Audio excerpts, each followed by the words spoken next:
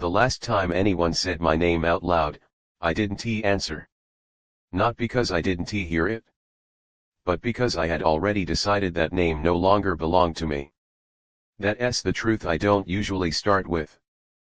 People expect a tragedy, a dramatic collapse, something loud and obvious. A betrayal. A death. A crime. But none of that happened. What happened was quieter, and that's why it worked. I simply stepped out of my own life while it was still breathing, still functioning, still recognizable. I left it intact. I let it continue without me. If you're listening to this at night, half asleep, wondering how someone disappears without jumping off a bridge or burning everything down, this is how. You don't destroy the life. You abandon the self inside it. I used to believe regret arrived suddenly, like a storm. One day you're fine, the next day everything collapses. That's a lie we tell ourselves because it's easier to forgive catastrophes than erosion. The truth is regret is slow. It drips. It settles. It accumulates quietly behind your eyes until even your own reflection starts to feel like a stranger you're obligated to greet.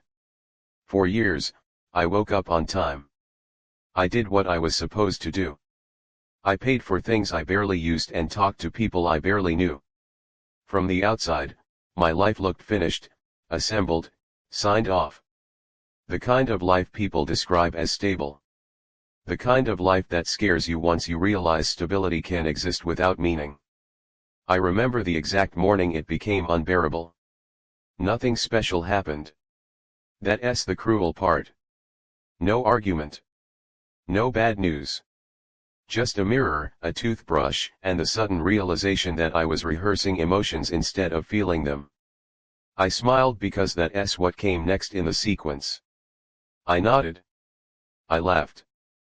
I participated. Inside, I was empty in a way that didn't hurt anymore, and that terrified me. Pain would have been easier. Pain would have meant something was still alive.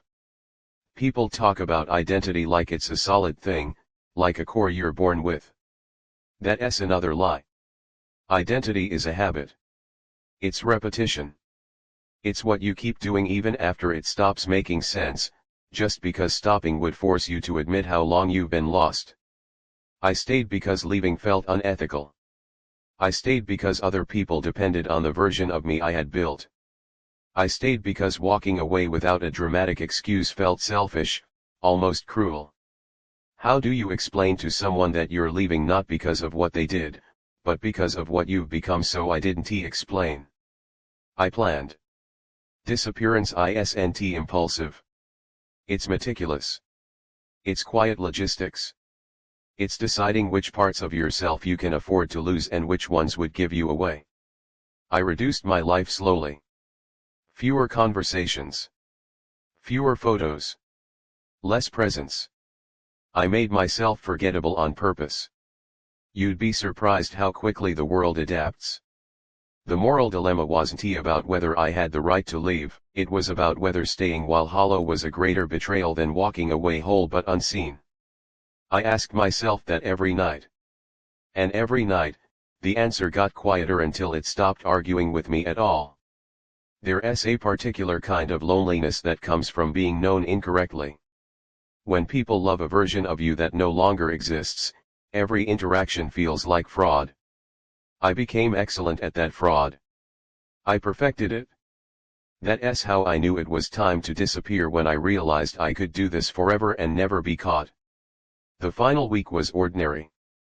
Painfully so. Dinners. Messages. Routine. I memorized the details the way you do before leaving a place you know you'll never return to. The sound of keys. The weight of doors. The way people assume you'll always come back. The night before I left, I didn't feel relief. I felt grief not for the life I was abandoning, but for the version of myself that had tried so hard to survive inside it. That version had done everything right. It deserved better than to be slowly suffocated by politeness and obligation. I left early. Before dawn. Not because I was afraid of being stopped, but because I didn't trust myself to explain. Explanations are dangerous. They invite negotiations. And this wasn't a decision that could survive discussion. On the train platform, someone said my name again. A stranger this time. Wrong pronunciation. Wrong context. I didn't correct them. I realized then how fragile identity really is, how easily it dissolves when no one insists on it. As the train pulled away, I expected panic. I expected guilt. I expected the kind of cinematic regret people warn you about. What I felt instead was terrifying calm. The kind that arrives when something irreversible has already happened inside you. I didn't know who I was going to become. I only knew who I refused to continue being. And that was enough to step forward. I thought leaving would feel like freedom. That was the fantasy I carried with me, the idea that once the old life was behind me, something lighter would begin automatically. As if space itself could heal me simply by existing. I was wrong about that. Leaving doesn't erase who you were. It just removes the noise that used to distract you from it. The first weeks were quiet in a way that felt artificial, like silence pumped into a room through hidden speakers. No one asked me where I was going. No one checked whether I arrived. I had underestimated how conditional presence really is. Most connections don't break, they expire. And mine were already overdue. I chose places where no one knew my history because history is heavy. It drags behind you even when you don't talk about it. I rented small rooms, stayed briefly, left no impressions. I learned how to exist lightly. No routines. No anchors. Just movement and the illusion of control. At night, I told myself I was rebuilding. During the day, I realized I was dissolving. There's a moment in disappearance no one talks about, the point where anonymity stops being a shield and starts becoming a mirror. When there's no one to remind you who you are, you have to decide whether you even want to know. That decision terrified me more than staying ever did. I had imagined a second chance as something dramatic. A clear fork in the road. Instead, it arrived as a series of small, uncomfortable questions. What do you do when no one expects anything from you? What parts of yourself survive when there's no audience? What remains when even your own past feels optional? I started noticing how much of my former self had been constructed for approval. The way I spoke. The way I chose words that wouldn't cause friction. The way I softened opinions before they left my mouth. I wasn't honest back then, not because I lied, but because I edited myself into something harmless. Here, alone, there was nothing to edit. And that emptiness was loud.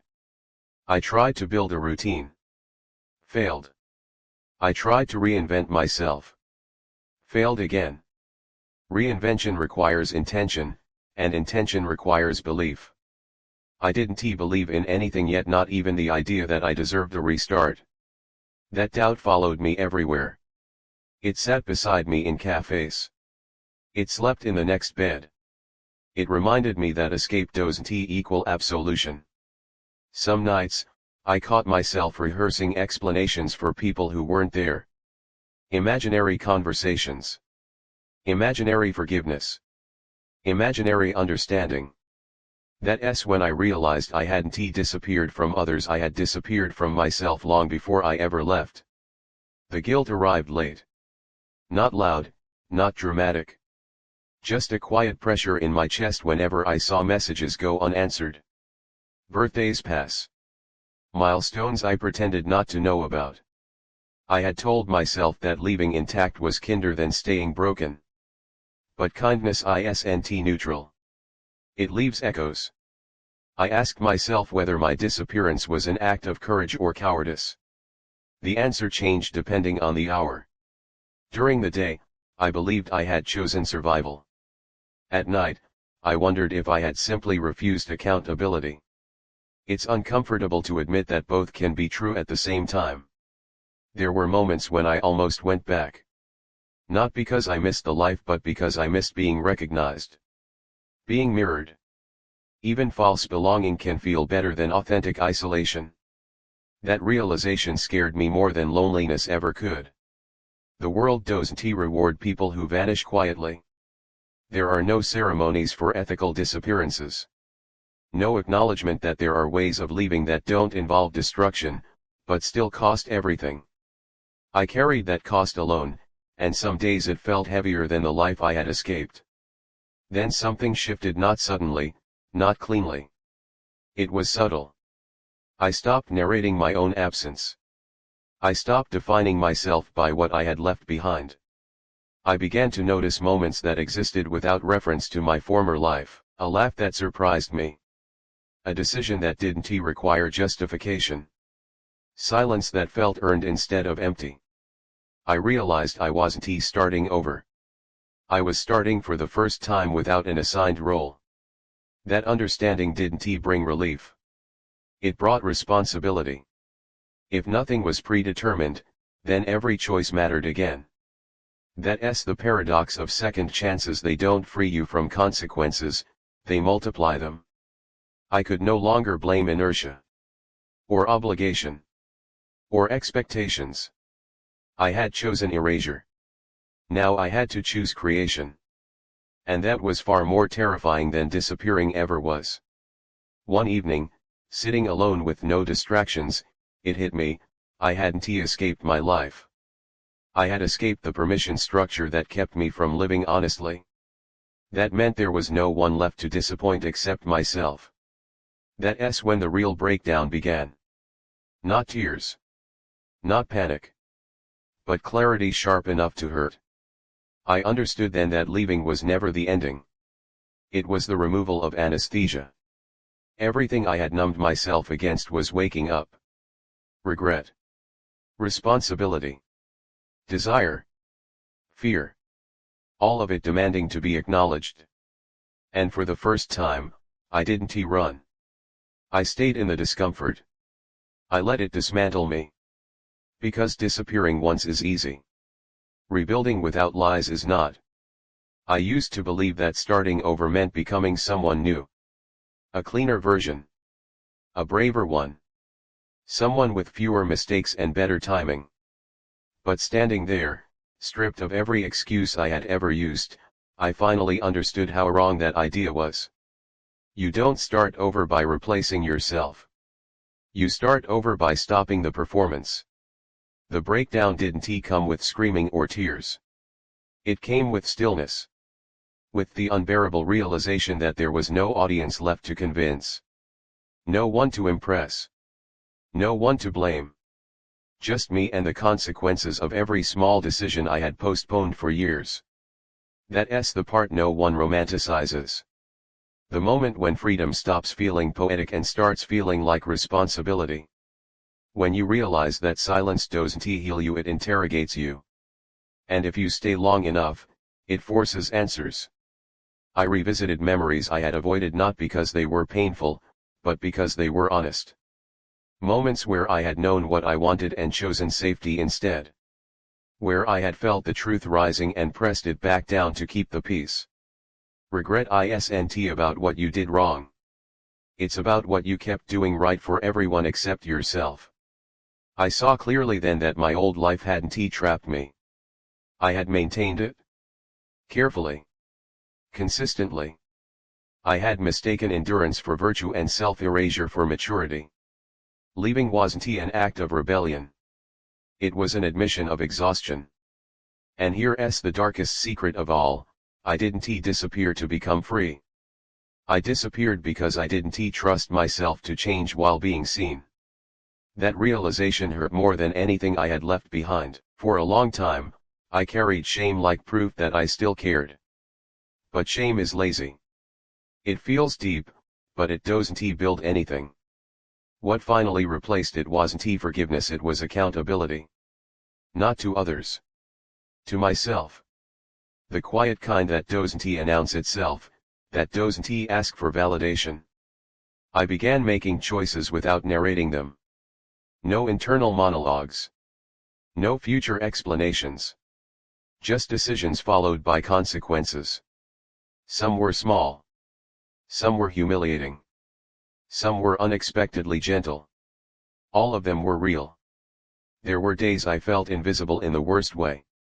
Days when I wondered if my disappearance had erased me more thoroughly than I intended. But slowly, something changed. I stopped measuring my worth by recognition. I stopped checking whether my absence had been noticed. I stopped needing to know. I had thought identity was something you either keep or lose. I understand now that it's something you practice. Every day. In private. With no witnesses. The moral dilemma I carried for so long never fully resolved. I still don't know if leaving was the kindest thing I could have done. I only know that staying would have required a version of me that no longer existed. And pretending otherwise would have been a quieter, longer betrayal. Sometimes, I imagine my old life continuing without interruption. The routines. The conversations. The version of me that still exists in other people's memories. I don't resent it. I don't envy it. It feels like a photograph from a different lifetime, accurate, but no longer inhabited. I didn't kill that life. I let it live on without me. And in doing so, I learned something unsettling and freeing. You don't owe continuity to a version of yourself that is no longer alive inside you. Starting over didn't give me clarity. It gave me honesty. And honesty is heavier than hope, but it holds you better. It doesn't promise happiness. It promises alignment. And sometimes, that's enough to keep going. If there's one thing I would say to anyone listening who feels trapped without being abused, lost without being broken, it's this: you don't need permission to stop disappearing inside your own life. You don't need a catastrophe to justify change. Quiet despair is still despair. And endurance is not the same as meaning. I don't know where this path ends. I don't know if this version of me will last. But for the first time, I'm not rehearsing my existence for someone else's understanding. I am here. Fully. Unexplained. Untranslated. And that, finally, feels like living.